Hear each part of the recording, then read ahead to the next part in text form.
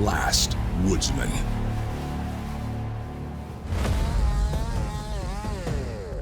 This might not be good.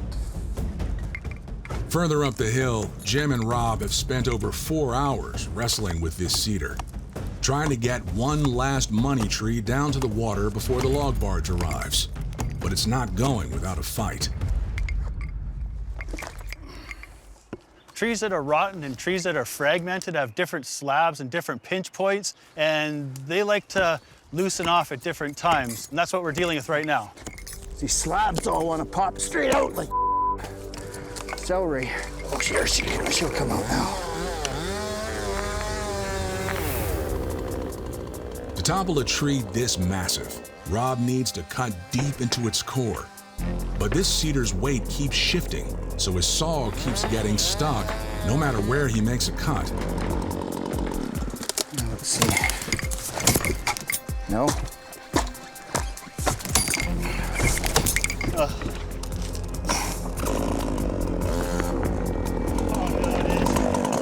Oh, baby! We got the saw out, but the tree feels like it's about to collapse. It feels like it's fragmented on the inside, and it looks like it's gonna go wherever it's gonna wanna go. We're gonna have to come up with a plan B here. It wants to collapse straight down. I say we throw the spruce at her now before we get stuck again. Yeah. Okay. Their only hope now, use what's known as a push tree to force the cedar where they want it, toward a cradle of smaller trees cut to cushion its fall. So it wants to just drop straight down.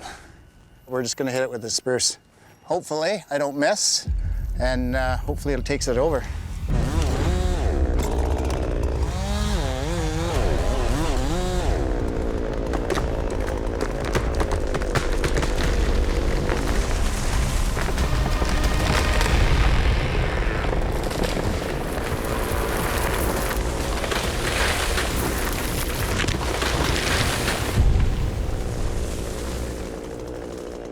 Nice shot, Rob. That couldn't hit it any more direct. That was perfect shot.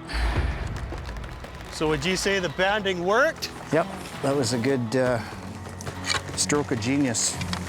Yeah, that's a nice piece of wood. Despite Jim and Rob's best efforts, nearly $9,000 worth of wood has shattered on impact. But with the rest of the tree safely grounded, they can bucket up and prep it for transport before tomorrow's log barge arrives.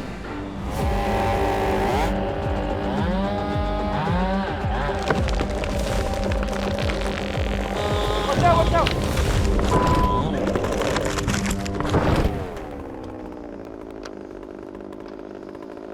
Things almost got difficult there for a second. It just about did. I thought I would go over way more, but we got it. Hung her right in there. High above float camp, and with a dangerous hemlock now out of the way, Jeff is all clear to start turning this end of its life cycle cedar into money in the bank. Okay, next step.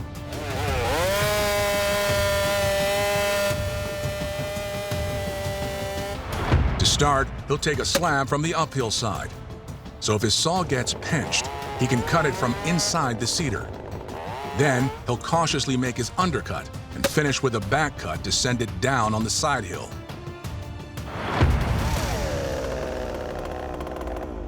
At least now, if I can't reach it all from the other side, I could reach in from here now. Well, start this undercut, I guess. Let her rip, tater chip.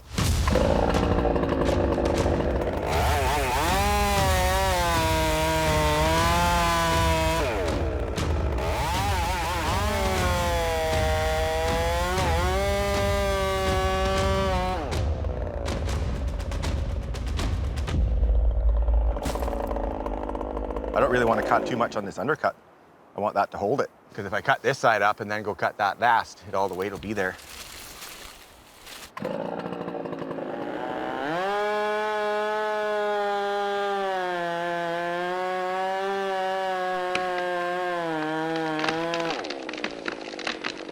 Starting to sit down on you there?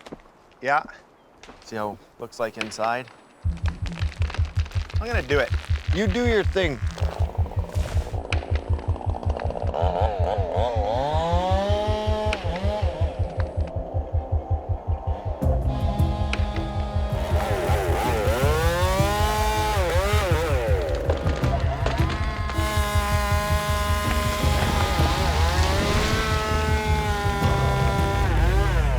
I got it all cut up.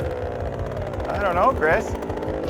Went in there as far as I could under that thing, so I don't want to be going down below. It's pinching me down there now. Oh, yeah. I think it's just this piece right here.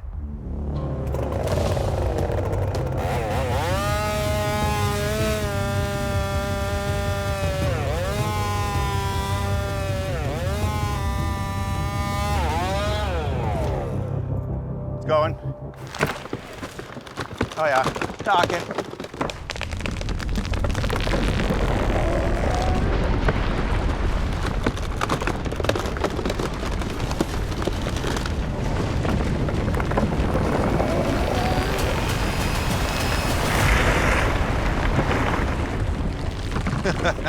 Yeah. As I'm working here from the low side of the tree, it's such a dangerous spot to get out of. So I'm just ready to skedaddle out of here as soon as it starts doing something haywire on me.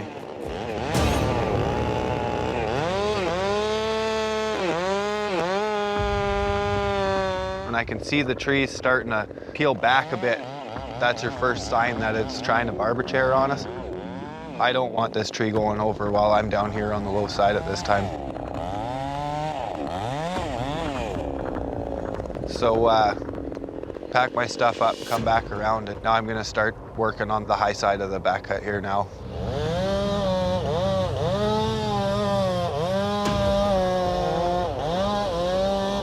I'm using an angled cut here, and it can keep me in a better foot position to be able to get out of this tree as fast as I can if it does start chairing on me.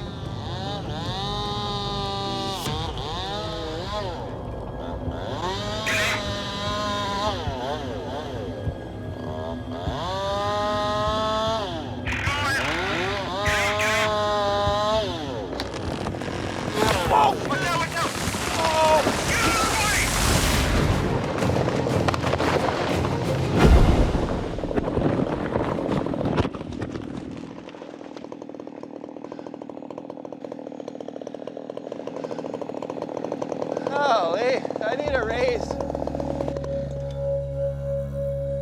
High above float camp, in the final days before the fire season shutdown, Chris and Jeff have landed a cedar worth 25 grand, but it didn't come easy. I thought it was gonna barber chair for a second. It tried to like run. Oh, I could see it. That's why I said when I just clicked it and stuffed said my get saw out. back in and just kept cutting. Because I Make said sure it wouldn't do get that. out, get out. I was like, get out. The adrenaline's pumping again. Oh yeah, 100%. Those ones are scary as hell. It came around pretty good though. Oh yeah, that's all good wood there. That's all high grade slabs in there. Yeah, for sure. Still here talking about it, and that's the best scenario that can ever happen out here.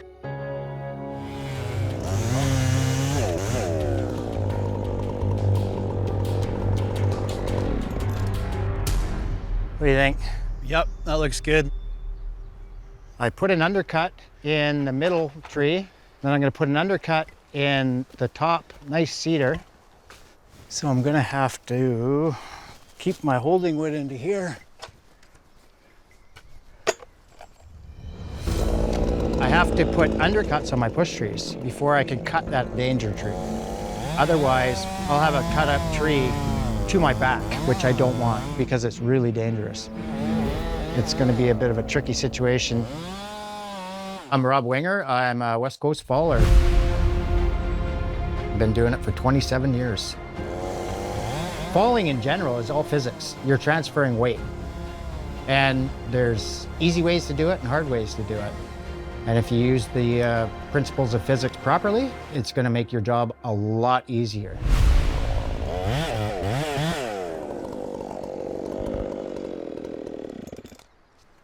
Okay, yeah, I'll fuel up and then I'll go cut that thing up. And then it's concentration time. Okay, you ready? Yeah, man. Okay, eyes up on this one.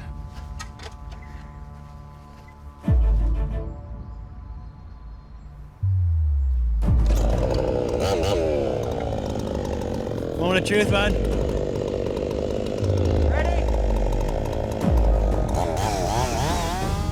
Once there's a cut put into this and this tree is going to be weakened structurally, it's going to be sagging and going with whatever lean the gravity is going to point it to, which is definitely up the hill at Rob. Wouldn't want it to be me, to be honest. I'm glad I'm watching today.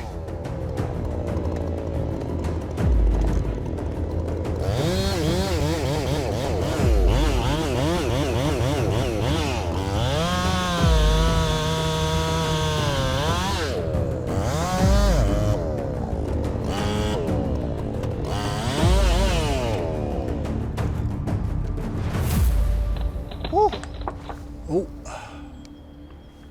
Oh, Is it sitting back? started to move. That's bad news. This could go prematurely, but now you got 120 feet of tree chasing you up the hill. You can't run 120 feet in 5 seconds. Oh. What's scaring the out of me?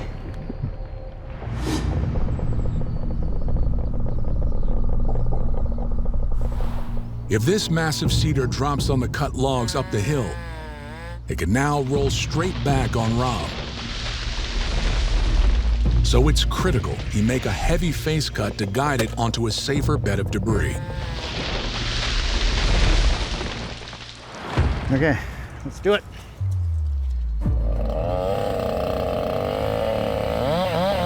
Rob's going to be cutting and I'm going to be his eyes and ears.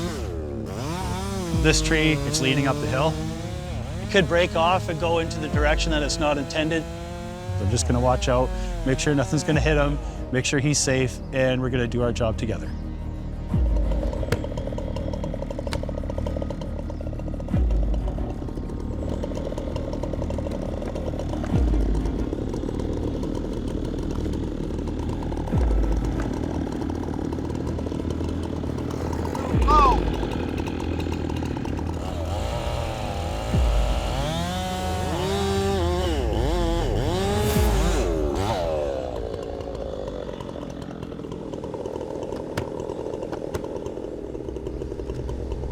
That'll work.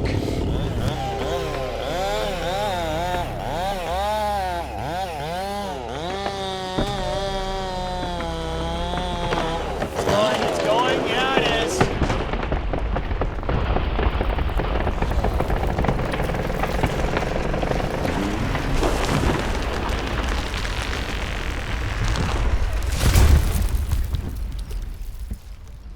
For sakes. It landed right on the bed that I wanted it to, and it still broke. Which makes me think there's rot in it if it broke and I already had a nice bed for it. Yeah, this thing didn't even hit anything and it broke. It is what it is.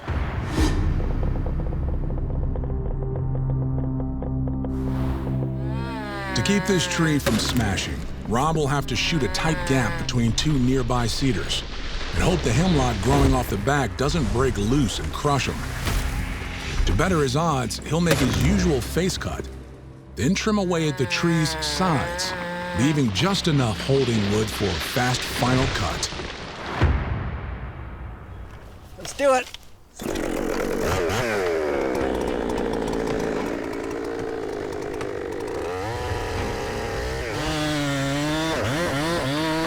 We won't know for sure until I get it on the ground, but this is probably going to be the highest value tree in here. It's pretty important to lay this thing properly.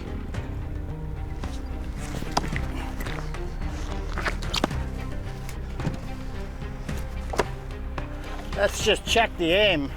Fingers crossed, it's aimed in the right direction. If I stick with that, that's near bang on.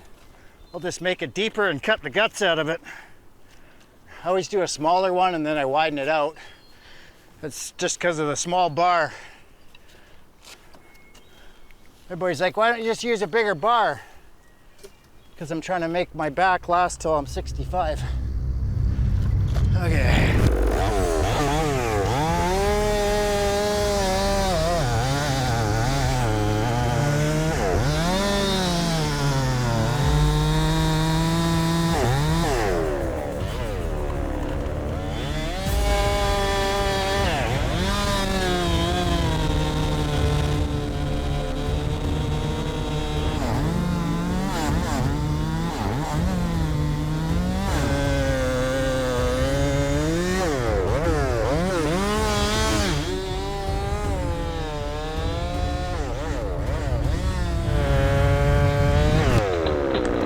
Holy it's starting to pop.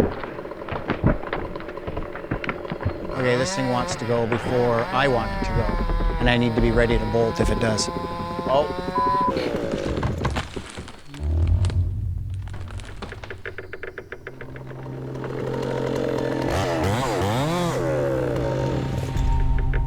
So it was starting to pop on that side. I don't want to cut any more back this way. So now I'm gonna hit my trigger and send it.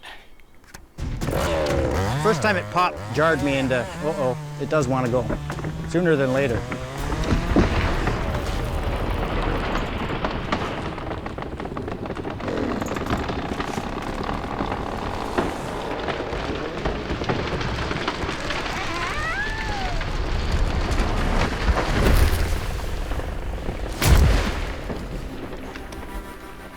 Booyah! Right on the money. And look at that. Hemlock slowly falling over.